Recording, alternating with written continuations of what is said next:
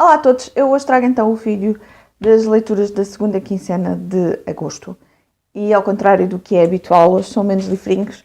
Olga, eu sei que contas sempre, mas hoje não precisas estar a contar. Eu vou facilitar o teu trabalho. Foram só 4 livrinhos. O primeiro livro que eu vos tenho para vos mostrar é então o A Sorrir Também Se Vence, de Daphne Moreau. Não é novidade para ninguém que eu gosto dos livros da autora, que o Rebecca é um dos meus livros favoritos. E, portanto, eu quando vejo livros de autora em conta e que eu não tenho, acabo por comprar e ler nos tempos mais próximos. E este livro não foi exceção. E a autora escreve, fazer aqui um pequeno enquadramento. Eu não consigo enquadrar os livros da autora só numa categoria.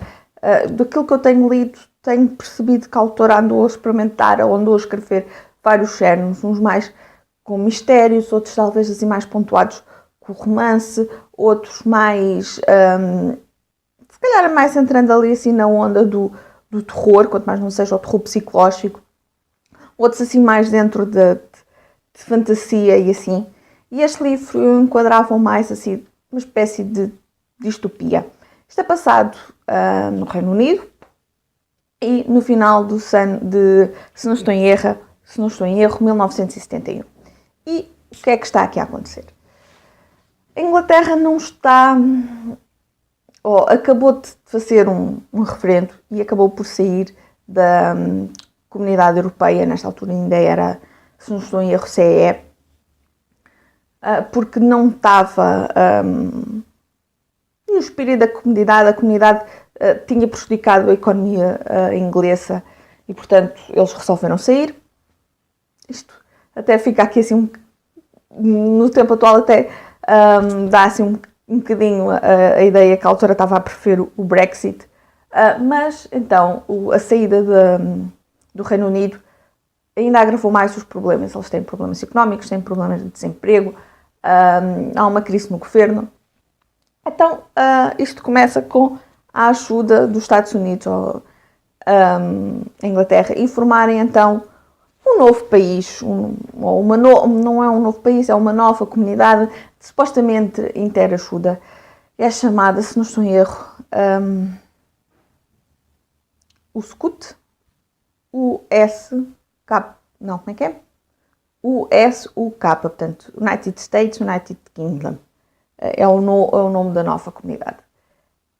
E o que acontece aqui é que eles começam, os Estados Unidos, e foram apoiados pelo governo do Reino Unido, mas a população começa a notar que os Estados Unidos está a tentar, não é monopolizar, é tentar colonizá-los, chamemos-lhe assim. Querem adaptar as coisas inglesas, torná-los ali um pouco quase como fantoches, e acaba a ser por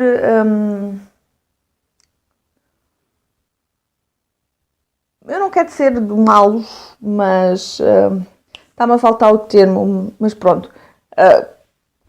Começamos então a perceber que os Estados Unidos estão a tentar dominar o Reino Unido e acabam também por pôr as culpas um bocado da população, porque depois a população também acaba por se revoltar. Aqui temos a nossa protagonista, é uma jovem, ela tem 20 e poucos anos, acho eu, 20 anos. Eu não me recordo do nome dela, e ela vive com a avó no campo, acho que é na Cornualha, lá numa propriedade, com a sua avó, que é conhecida, designada por Madame. Ela é uma ex-atriz. E, além dela, há uma empregada que faz praticamente tudo em casa, que era a antiga costureira da avó, e 5 rapazes que a avó adotou. Então vamos aqui, eles têm todos personalidades diferentes, têm todos espíritos diferentes, e percebemos desde logo que a Madame, que a neta lhe chama por Mad, ela é contra esta tomada de posse dos Estados Unidos. Então temos aqui algumas peripécias, algumas aventuras. Temos cenas um bocadinho mais cómicas de coisas que eles fazem para tentar fingar, não é fingar, mas atacar, também não é bem atacar, eu acho as coisas mais o início da revolta. E temos aqui episódios um bocadinho mais mais cómicos, mas também temos episódios mais sérios e a forma como vamos percebendo como as pessoas não estão a concordar com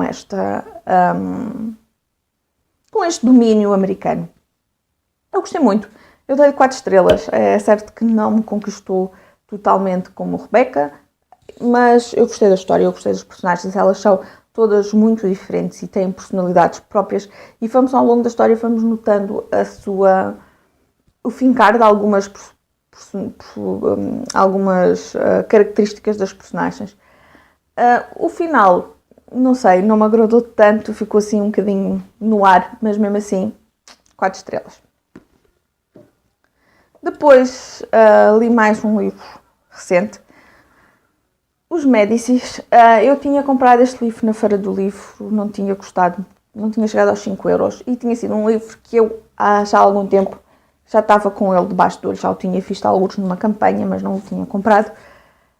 Porque eu tenho curiosidade, lá está, eu gosto de história e eu tenho curiosidade na família dos Médicis. E pelo tamanho, ele é muito fininho. Eu acho que ele nem tem 300 páginas. Pois, ele tem 200 e poucas páginas. Está aqui o índice na página 200 a terminar na 220, portanto. Ele tem cerca de 200 páginas. E eu tinha ficado, até por uma questão que acho que tinha sido a Elsa que me tinha perguntado se o livro era ficção ou não ficção. Eu tinha-lhe dito que não sabia, mas pelo tamanho que se calhar até seria ficção. E peguei no livro, sem perceber muito bem se era ficção, se não era. Peguei no livro e comecei a ler. E quando comecei a ler percebi então que é não ficção. E que o autor aborda apenas um período específico. Aborda então cerca de 100 anos da fundação então do Banco dos Médicis em Florença, a sua criação, sua expansão e depois o seu declínio. Portanto, aqui 100 anos são, se não estou em erro, 5 gerações dos Médicis que é falado. Eu vou começar pela classificação. Eu dei 3 estrelas e foram 3 estrelas assim, mais pela quantidade de informação que o livro tem do que aquilo que o livro me passou. Tem muita informação mesmo. Informação da sociedade, das outras pessoas com quem a família se relaciona, partes políticas, partes económicas. Mas a verdade é que eu senti-me, e apesar do livro ser tão pequeno, eu mesmo assim senti-me perdida no meio de tanta informação e confesso que não consegui apanhar, ou pelo menos reter grande informação. Gostei sim, mas não sei, não era aquilo que eu estava à espera. Eu talvez tivesse preferido algo mais assim na ficção histórica, que o autor pegasse e fosse contando a vida, mas não sei, eu acho que foi muito pelo género, da forma como o autor nos dá a informação. Parece que vai dando e não sei fazer grande, não sei, é muito difícil para mim estar a explicar, mas a verdade é que acabei por dar 3 estrelas por causa de ser um livro que até achei completo, apesar de não me ter cativado como eu esperava. Depois, desta vez um calhamaço que está cá em casa há muito tempo. Eu vou começar por mostrar, é o Wolf Hall. Sim, o Hugo finalmente li o Wolf Hall. O Hugo falou há pouco tempo num vídeo sobre o livro e eu comentei que tinha o livro há imenso tempo, mas que andava a adiar.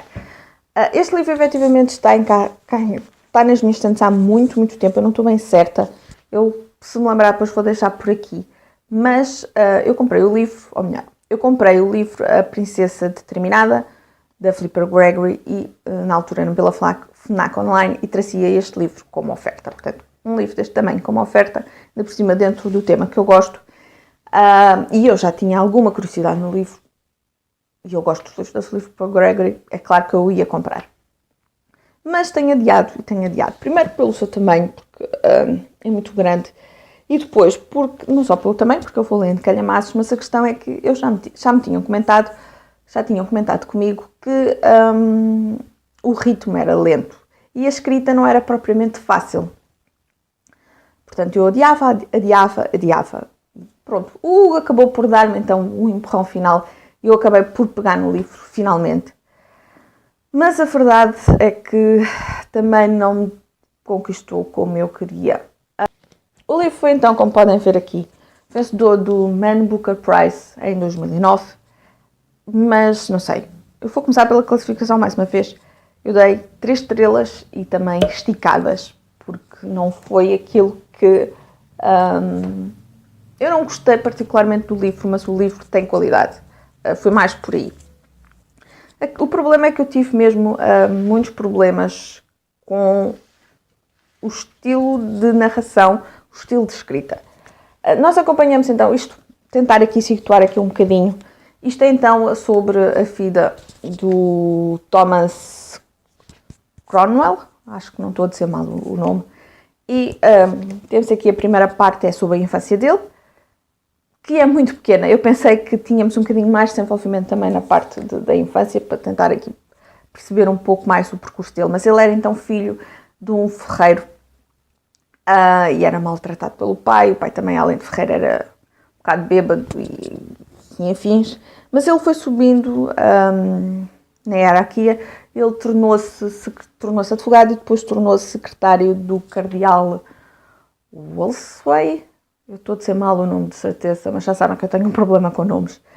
E depois também, a partir daí, apesar da queda do cardeal, o Thomas Cromwell foi subindo na hierarquia e na consideração do rei Henrique VIII. Ele tornou-se muito próximo do Henrique VIII. Então vamos acompanhando aqui no início a infância, depois a parte em que ele está um bocadinho já a parte com o cardeal, mas quando o cardeal começa a ter problemas, e depois então a sua ascensão perante o rei Henrique VIII. Temos aqui também cenas então da questão do Henrique VIII querer anular o seu casamento com Catarina de Aragão para casar com a Ana Bolena. E o livro aborda todas essas questões. O livro nisso é muito completo, tem muita informação, mas a questão é que para já houve coisas, isto está a custar um bocadinho, para já houve coisas que cenas aqui que eu achei que estava-nos a ser dada a informação, que estávamos a ter uma cena que não trazia grande coisa. E depois o ritmo sim é lento e a narração não é das mais cativantes. Isto é narrado numa terceira pessoa e não no que normalmente estaríamos à espera de que se fosse o Thomas Cromwell ou então o narrador. O narrador é daqueles narradores que parece que são uma terceira, eles têm um nome e eu agora não me lembro, que são uma terceira pessoa e que nos vão contando as coisas todas, mas acaba por estar mais sentado no Thomas e eu não sei, eu tive dificuldade. E depois muitas vezes a forma como a autora acaba por designar o Thomas Cromwell acaba muitas vezes por ser o ele, e não é fácil. É um livro que exige atenção. Eu comecei a lê-lo para a maratona organizada da Crisa, Hot Summer Reading, e eu em 4 dias estive perto de terminar, mas não acabei. Estava cerca de 600 páginas e o livro tem 600 e qualquer coisa. Acho que me faltava, eu fiquei na página 580 e qualquer coisa. Portanto, mesmo assim, em 4 dias li-me bastante mesmo. Num livro que exige muita atenção a ler. Não sei,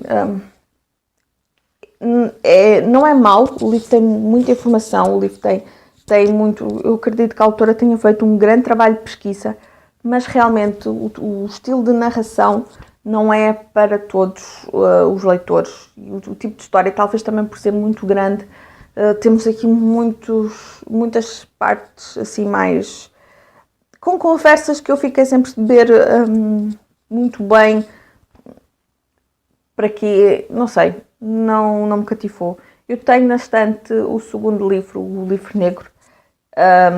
Felizmente é mais pequeno.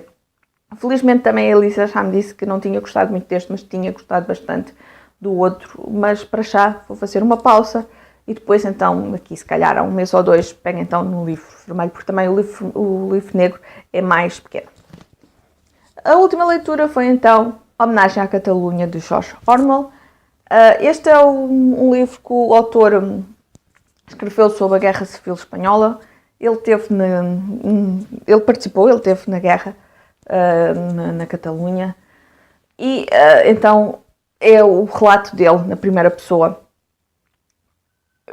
da guerra, das suas experiências, do que lhe aconteceu, do que ele foi vendo. Eu gostei muito, eu dei 4 estrelas. Não é um livro para toda a gente, acaba por ser, temos cenas, temos partes, capítulos muito descritivos, sem grandes diálogos, portanto, os diálogos são muito poucos. Existem, sim, não é um livro sem diálogos, eles existem, mas não é um livro daqueles que tenha muita conversa. Tem muita conversa, mas é conversa do autor connosco, a contar-nos as coisas, a sua descrição, os seus pontos de vista. E eu gostei muito. Eu não vou entrar em grandes pormenores, porque lá está, isto é sobre a Guerra Civil Espanhola, a forma como houve aqui dos fascistas, dos comunistas, dos anarquistas, e o autor faz, às vezes, aqui, dá-nos explicações muito detalhadas. Interessante, aqui tem a nota de... tentar mostrar-vos a nota tem aqui uma nota de edição, e esta edição foi então traduzida, foi não da primeira edição, mas depois numa edição posterior, em que tem umas notas do George Orwell, uma adenda, porque a ordem dos capítulos é diferente e também houve capítulos que desapareceram, mas esta edição da Antígona tem então depois, na parte final, tem 2 apêndices, em que são 2 capítulos, é o capítulo, se não estou em erro, 2 capítulos da primeira edição, que depois nas edições seguintes não faziam parte, era então o capítulo 5 e o capítulo 11, que estão então no final, e acaba por ser também assim um bocadinho mais de explicação do enquadramento das coisas e também da sua opinião. E lá está, 4 estrelas, George Orwell, eu gosto bastante. E pronto, foram estas então as 4 leituras da segunda quinzena de agosto. Já sabem, façam os vossos comentários aqui em baixo, se têm curiosidade de algum livro, se já leram, se leram e gostaram, se leram e não gostaram, se não leram mas estão curiosos, se de alguma forma não conheciam o livro mas ficaram curiosos com a minha opinião, contem-me tudo cá em baixo, que eu gosto sempre de saber essas coisas. Subscrevam o canal se não são subscritos, façam um like, isso tudo. E pronto, por hoje é tudo, um beijinho e até ao próximo vídeo. Tchau!